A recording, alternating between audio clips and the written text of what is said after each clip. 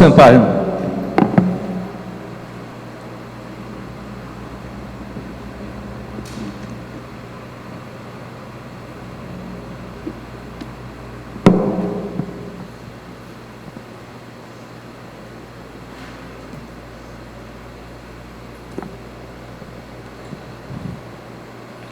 Graça e paz.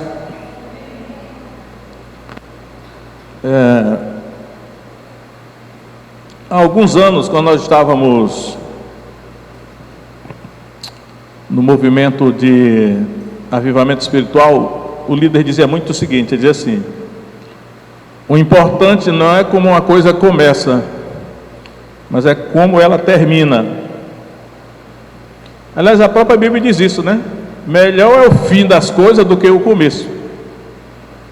E aí o que acontece? Nós começamos a vida cristã, né? Agora, como é que nós vamos terminar a nossa vida cristã, que é uma caminhada, né? Na verdade é uma corrida. Vai depender do que nós fizermos hoje. E aí eu tenho acompanhado assim com muito cuidado o noticiário, né? O que está acontecendo na nação, os escândalos que estão acontecendo. E hoje eu ia até pregar sobre outro assunto, mas eu resolvi pregar sobre este assunto que eu vou falar agora para os irmãos, porque dependendo dele, nós poderemos terminar bem a nossa vida cristã, a nossa corrida cristã, ou poderemos terminar mal, né? Como alguns estão terminando mal. Tudo depende do que nós fizermos hoje. E então eu vou hoje falar sobre Ezequiel capítulo 28. Os irmãos podem abrir Ezequiel capítulo 28. Livro do profeta Ezequiel, capítulo 28.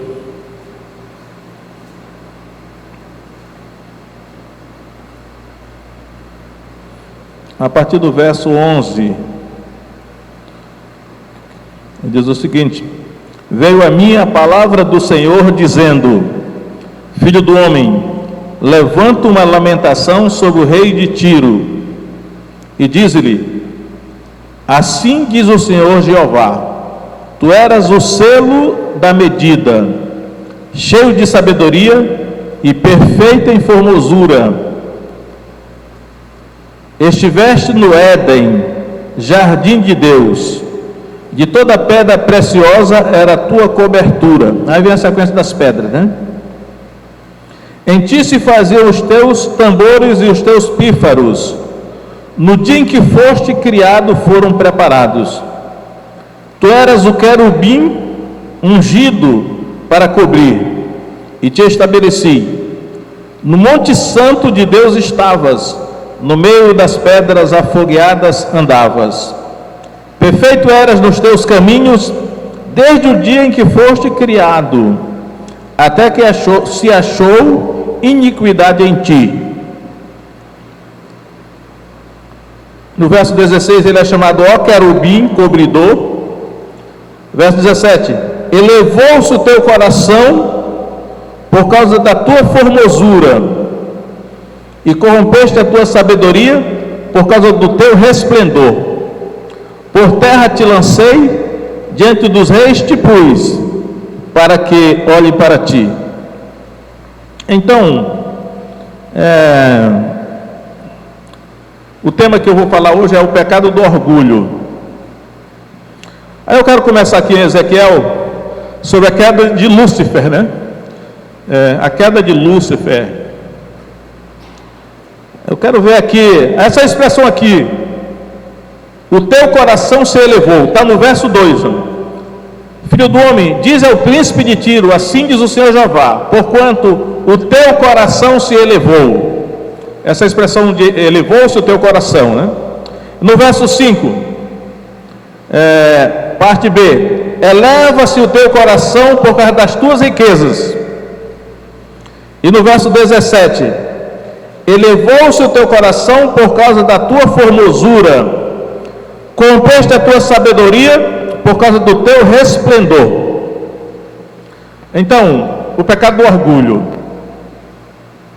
É o primeiro pecado da criação, né? Hoje até eu iria falar um pouco sobre a questão dos primeiros pecados da criação, mas eu só quero dizer aqui, eu não vou entrar muito nesse assunto para não tomar tempo, mas o primeiro pecado da criação de Deus, geralmente a gente pensa lá no Jardim do Éden, no Adão, mas não tem nada a ver, né?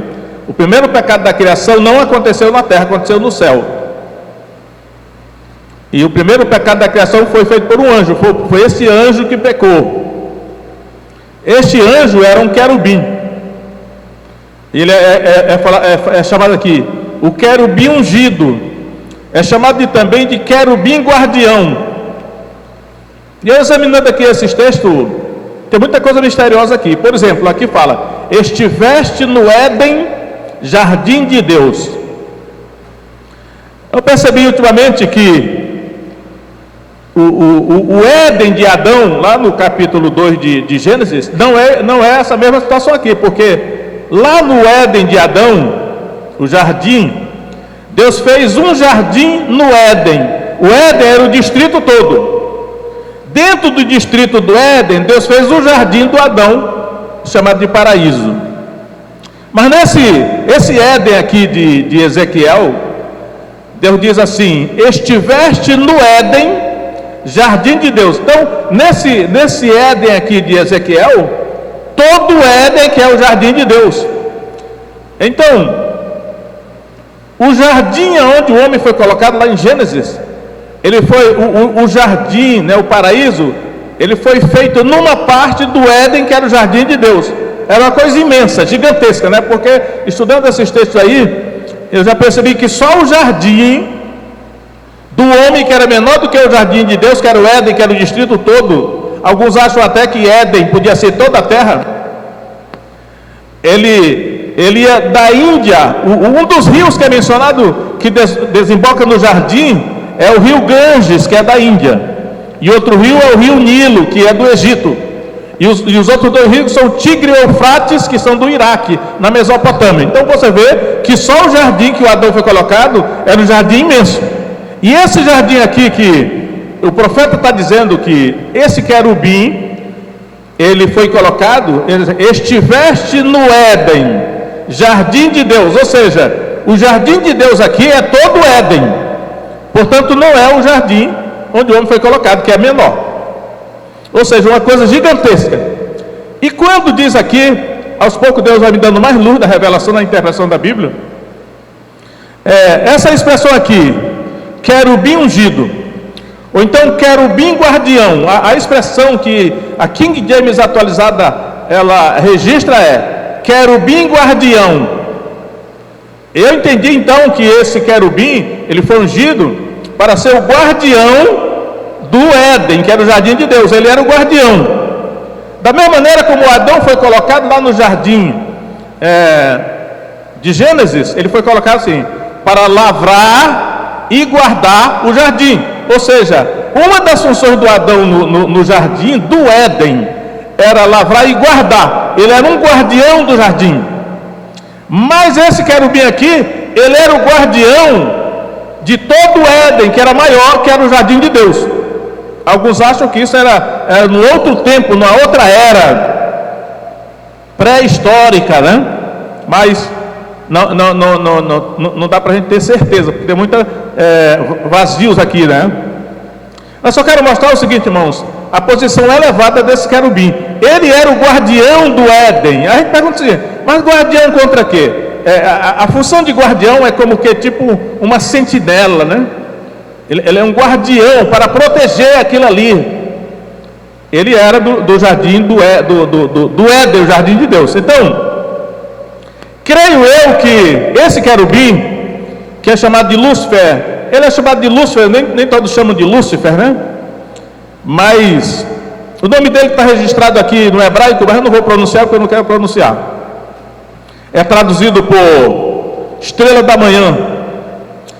Então, creio eu que ele era o cabeça da criação dos anjos. Toda a raça dos anjos foi criada. Não foi assim, foi diferente do homem, né? A raça dos anjos foi criada. Eles vieram à existência por um ato criativo de Deus, creio eu. Então o cabeça dessa raça de anjos era esse querubim, o Lúcifer, né? Chama de Lúcifer por causa da expressão que tem um significado de Lúcifer, na tradução da Vulgata Latina, significa o condutor de luz, né? O guardador da luz e tal. Então, diz aqui que ele era a mais perfeita das criaturas de Deus, né? Diz aí: tu eras o selo da medida. O selo da medida, eu gostei da tradução da NVI atualizada, porque ela diz assim: era o modelo da perfeição. Tu eras o modelo da perfeição, né? O selo aqui tem a ver com sinete, né? Como tipo assim um selo mesmo, que era colocado no anel dos reis. Então ele era o modelo da perfeição.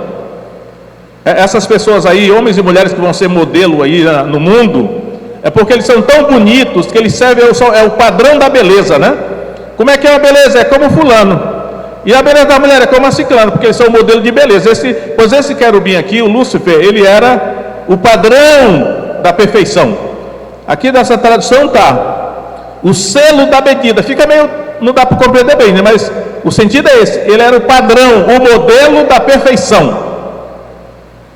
Eu creio que das criaturas de Deus, ele era o mais perfeito, porque ele se destacava por duas coisas: era sabedoria. Diz aqui que ele era cheio de sabedoria.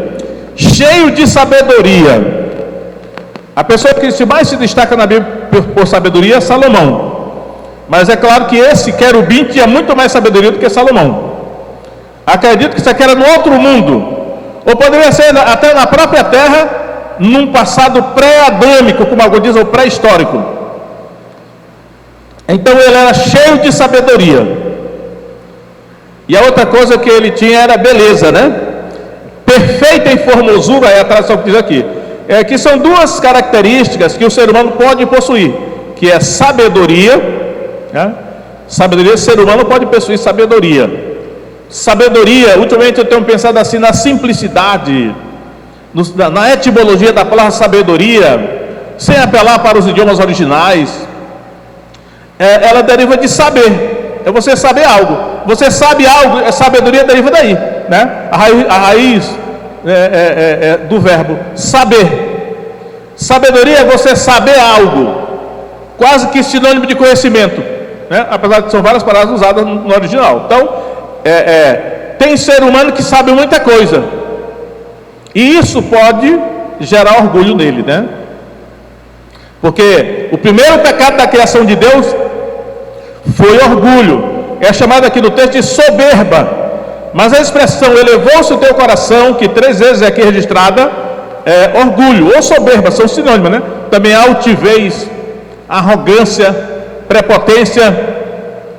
E aí, esse querubim, não havia pecado na criação de Deus, né? Por isso que o texto diz aqui: perfeito era nos teus caminhos, desde o dia em que foste criado. E aqui a palavra criado, o verbo criar, é bara, no hebraico significa criar do nada. Pouca coisa Deus criou do nada. Por exemplo, no princípio criou Deus os céus e a terra, foi do nada, bara. Depois Deus criou o homem, né? Deus criou o homem, que depois foi homem e mulher, foi bara, criado do nada também, mas era o espírito do homem e da mulher. E aqui esse ser, ele foi criado, bara, desde o dia em que tu foste criado, porque era um anjo, da maior alta categoria. Eu acho que ele era o chefe de todos os anjos. E porque ele era cabeça de... Aí ficou a diferença aqui. Como ele era cabeça de raça, quando ele pecou, aí é diferente de nós. Porque quando o Lúcifer pecou, o pecado dele não passou para os outros anjos. Ele teve que seduzir os outros anjos pelo seu carisma para aderir à sua causa. Foi assim que um terço dos anjos foram junto com ele para a queda.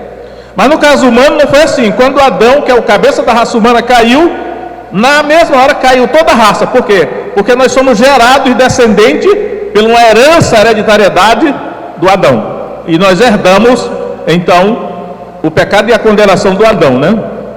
Mas graças a Deus que em Cristo nós fomos novamente perdoados, né? Então, o que eu quero dizer é o seguinte: esse pecado do orgulho se destaca porque esse pecado foi o primeiro pecado da criação. Ele aconteceu na mais perfeita criação de Deus, que era esse querubim aí. As pessoas ficam dizendo assim: mas espera aí, não existia pecado no mundo, como é que a iniquidade se encontrou no coração de Lúcifer? É difícil de saber, né? Mas podemos até dar algumas ideias, mas não vou entrar nisso agora. E aí eu quero dizer para os irmãos o seguinte: olha, o pecado, ele tem duas dimensões, ou duas facetas, que é assim: ele começa dentro do coração, né? Aqui no texto está assim: encheste o teu coração de violência.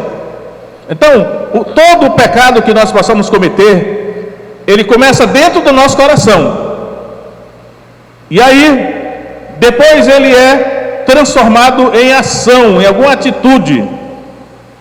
Infelizmente, como é um conceito assim, um tanto intelectual, muito crente pensa que pecado é só o que ele faz. Na verdade, o que ele faz, ou o que nós fazemos, é consequência do pecado que já estava dentro do nosso coração. Como eu estou falando do pecado do orgulho aqui, o pecado do orgulho, ele nasce dentro do nosso coração, como todos os outros pecados, nasce primeiro dentro do nosso coração. Primeiro ele se transforma em pensamento, né? Aí nós começamos vamos dizer assim, nós começamos a refletir, a digerir, acariciar aqueles pensamentos, aí daqui a pouco nós praticamos, né? E aí a nossa conduta, o nosso pecado praticado é o reflexo que já está dentro de nós. Então foi o caso do Lúcifer. Por isso que o coração de Lúcifer aqui é mencionado várias vezes. Mas vamos examinar um pouco aqui que Isaías capítulo 14, que também Isaías ele revela várias coisas a respeito da queda de Lúcifer. Então Isaías 14, que é um profeta também, a linguagem profética ela revela muitas coisas e mistura no meio das outras coisas, então temos que descobrir. Aí diz aqui, Isaías 14, 12: como caíste do céu, ó estrela da manhã, filha da alva. Como caíste do céu? Ele caiu do céu, né? Ezequiel vai dizer algo parecido, né? Mas a Isaías é mais específico: como caíste do céu, ó estrela da manhã, filha da alva. É esse querubim aqui. E aí nós lembramos de Lucas 10, 18, quando Jesus diz assim: eu via Satanás como relâmpago cair do céu. Ou seja, Jesus viu quando ele caiu do céu. E o profeta Isaías aqui está lamentando: como caíste do céu, ó estrela da manhã, filha da alva, como foste derrubado por terra, tu que debilitava as nações. Agora é interessante,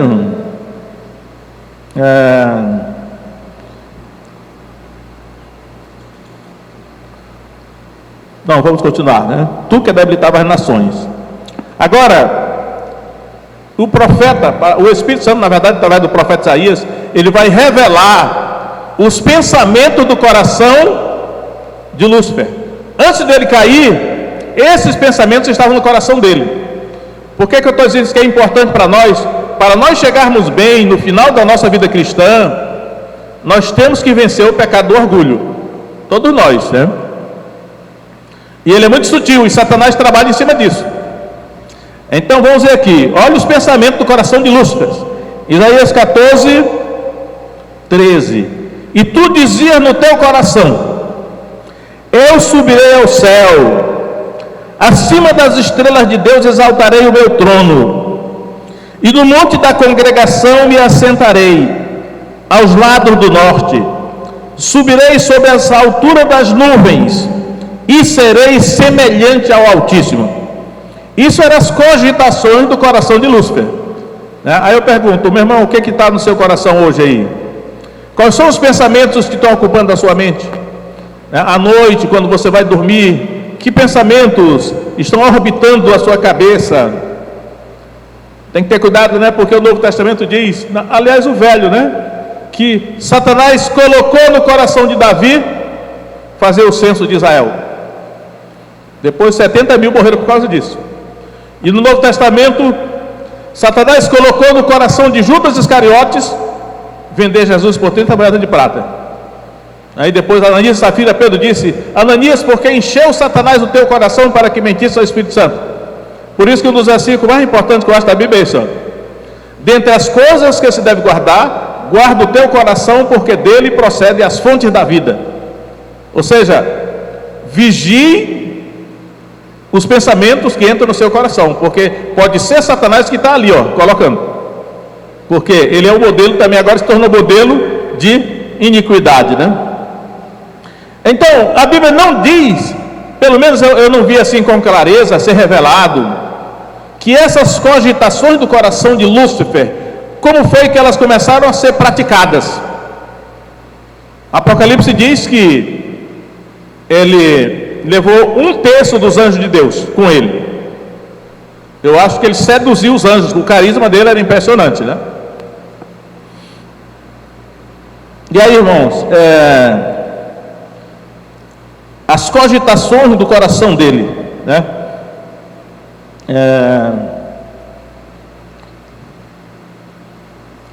E aí a queda dele, eu já falei aí, que ele, como caíste no céu, estrela da manhã, filho da alva, né? Aí vem o castigo dele, verso 15 de Isaías 14: contudo, serás levado ao inferno, ao mais profundo do abismo. A palavra inferno aqui é o hebraico Sheol, eu gosto muito de Sheol, né? Contudo, serás levado ao Sheol, que no Novo Testamento grego é Hades, que é o reino dos mortos. Na verdade, isso aqui não é o inferno, eu não acredito. O inferno é o lago de fogo, que vai aparecer lá em outro lugar, mas o Sheol não é o inferno, né? O Sheol é o reino dos mortos. Tem sofrimento lá? Tem, né? Mas o inferno definitivo, o lago de fogo, não é aí. Mas é um assunto muito profundo, controverso, não vou falar aqui, né?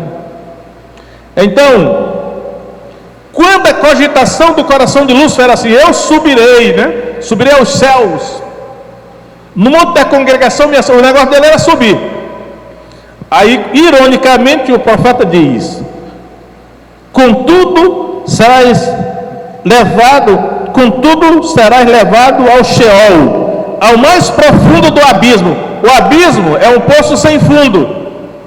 Pode até ter fundo, mas um dos sentidos de abismo é poço sem fundo, ou então é tão fundo que não dá para ver o fim. É lá que é o Sheol.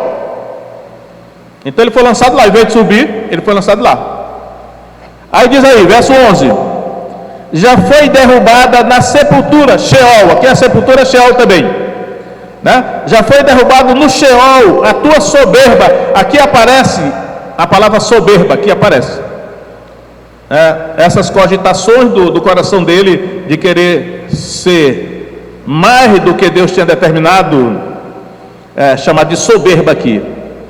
Já foi derrubada na sepultura a tua soberba, com o som das tuas violas. Os vermes debaixo de ti se estenderão, e os bichos te cobrirão. Olha aí o castigo desse querubim. O pecado do orgulho, Deus, né?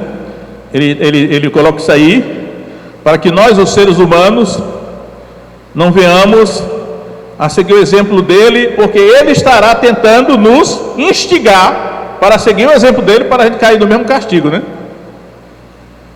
Por isso que em Mateus 25 diz lá, Jesus disse assim: quando ele vier, ele vai dizer assim para os que estiverem à sua esquerda: apartai-vos de mim, malditos, para o fogo eterno preparado para o diabo e os seus anjos. O fogo eterno foi preparado para o diabo e os seus anjos, mas alguns seres humanos irão junto. E ele está fazendo tudo para levar um bocado de humano junto com ele, até aqueles que acham que estão sendo abençoados por ele, né? Então, o pecado do orgulho, nós temos que vigiar, porque o orgulho ele é muito sutil. A pessoa que é orgulhosa, ela não acha que é orgulhosa. O orgulho se disfarça de muitas maneiras, né? Mas nós temos que pedir ao Espírito Santo discernimento, para que ele revele o nosso coração, para saber realmente se o orgulho está no meu coração. Por isso Davi diz assim: sonda-me, ó Deus, né? e prova-me, sonda o meu coração, para ver se há em mim algum caminho mau. Davi pedia para Deus sondar o seu coração, porque às vezes nós não sabemos o que há no nosso coração. Agora, irmãos, deixando os profetas Ezequiel e Isaías de lado, vamos dar uma olhadinha no Novo Testamento, para ver o que o Novo Testamento fala sobre essa questão do orgulho. Mateus 11, 28 é o exemplo de Jesus. Olha, Jesus é tudo aquilo que Satanás não foi e não é. Então Mateus 11, 28 é um texto que os irmãos já conhecem, porque eu vivo citando aqui de cor esse texto, né? Jesus diz assim: vinde a mim todos vós que estáis cansados e oprimidos, e eu vos aliviarei. Tomai sobre vós o meu jugo e aprendei de mim, que sou manso e humilde de coração. Essa aqui é a palavra que eu quero destacar. Jesus disse: aprendei de mim, que sou manso e humilde de coração. Esses dias agora, eu estava ouvindo uma mensagem poderosa de um pastor, um pregador, e ele dizia isso, que todo o propósito da vida cristã é nos tornar semelhantes a Jesus. O que é que nós pensamos ser na vida cristã? O mais parecido possível com Jesus. Esse é o ensinamento do Novo Testamento. Então, é que Jesus disse: aprendei de mim, que sou manso e humilde de coração. Tomai sobre vós o meu jugo e encontrareis descanso para as vossas almas, porque o meu jugo é suave e o meu fardo é leve. Então Jesus é o nosso modelo. Há muitos anos, né, que havia um livro muito famoso nos Estados Unidos, que era Em Seus Passos que Faria Jesus. Ele se tornou assim um best-seller, porque o autor, ele resolveu, em tudo que ele fosse fazer, ele perguntava assim: no meu lugar, o que Jesus faria? E aí isso gerou um movimento, né, que muita gente começou a fazer isso aí. Toda situação assim: o que Jesus faria no meu lugar? É isso aqui, baseado nisso aqui. Jesus: aprendei de mim, que sou manso e humilde de coração, né? Mas eu quero dar uma olhada em Tiago, que é uma das cartas, que eu considero hoje uma das cartas para a igreja judaica, porque Tiago era um dos líderes da igreja judaica. Capítulo 4 de Tiago, verso 6. É claro que Tiago começa, vamos ler o verso primeiro para poder entender melhor. Tiago 4:1 diz assim: de onde vêm as guerras e pelejas entre vós? Porventura não vem disto, a saber, dos vossos deleites ou prazeres que nos vossos membros guerreiam? Aí o verso 6 agora, vou pular para o verso 6, ele diz assim: antes ele dá maior graça, portanto diz: Deus resiste aos soberbos, mas dá graça aos humildes. Agora veja: sujeitai-vos, pois, a Deus, e resisti ao diabo, e ele fugirá de vós. Então o Novo Testamento, coerentemente, no texto em que ele nos admoesta contra a soberba, em favor da humildade, ele coloca Satanás no contexto, né? Resistir ao diabo, sujeitai-vos, pois, a Deus,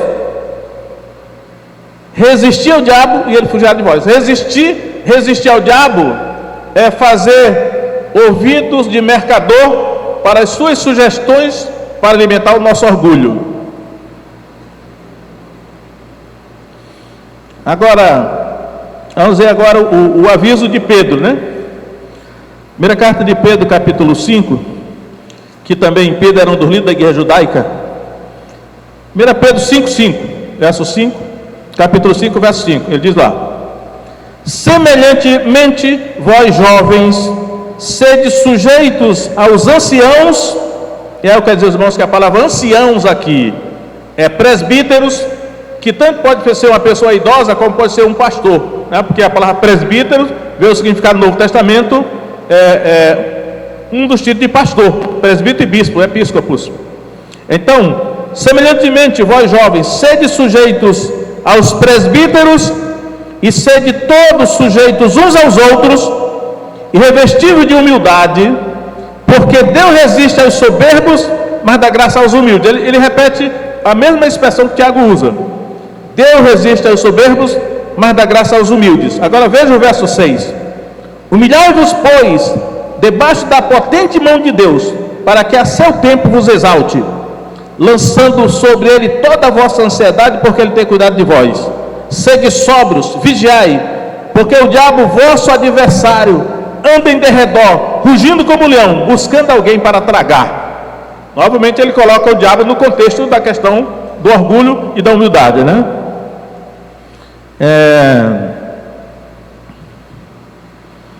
E aí eu quero concluir com Paulo, em 1 Timóteo, capítulo 3,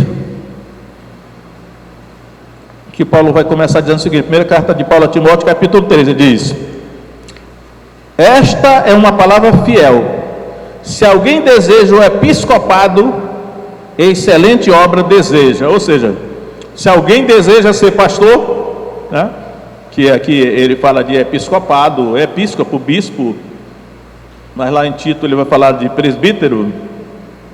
Então você deseja uma excelente obra, ele vai dar as condições. Eu quero ler só essa aqui, no verso 6.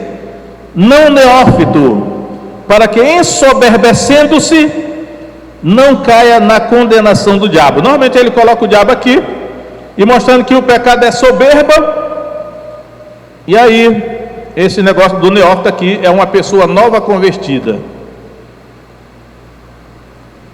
E eu tenho visto ao longo da minha vida, é um erro da igreja, né? Erro nosso. Às vezes uma pessoa do mundo que é muito capacitada em muitas áreas se converte. Pela capacidade que a pessoa tem, ela é logo colocada na liderança, contrariando o ensinamento da Bíblia. Aí a pessoa cai fatalmente na questão do orgulho, porque o orgulho vai entrar no coração dela, porque Satanás vai colocar. E aí vem aí, verso 7. Convém também que tenha bom testemunho dos que estão de fora, para que não caia em afronta e no laço do diabo. O diabo tem um laço, e o laço dele é esse aí, né? Ele quer colocar orgulho no nosso coração. Então, irmãos, para o nosso bem, todos nós devemos sondar o nosso coração assim. Nós começamos a nossa vida cristã, entramos nessa caminhada e nessa corrida. Às vezes a vida cristã é uma caminhada, às vezes é uma corrida. Agora, como é que nós vamos terminar? Depende de nós sermos ou soberbos ou humildes. Isso tem que ser uma luta de todos nós, né? Então, vamos procurar pedir a Deus discernimento, todos nós, assim: Senhor, mostra o meu coração. Será que no meu coração tem soberba, orgulho? Satanás está alimentando algum pensamento desse para depois me destruir? E aí, né? Senhor, me torna semelhante a Jesus, porque Jesus era manso e humilde, né? E né? Porque apesar de que ele é o rei, mas ele é assim, né? E aí, eu acredito que esse tema aí é o mais importante, porque se nós vamos vencer, ser bem sucedido, feliz ou tal, depende disso. Porque a gente está vendo aí acontecendo em nosso derredor, na nação toda e até fora da nação, muita gente caindo, né? Então, pensando nisso, vamos cantar esse louvor aí. Vamos ficar em pé. Vocês vão... Não? Tá, pode, então deixa. Vamos cantar esse louvor aí, que fala mais ou menos isso aí, né?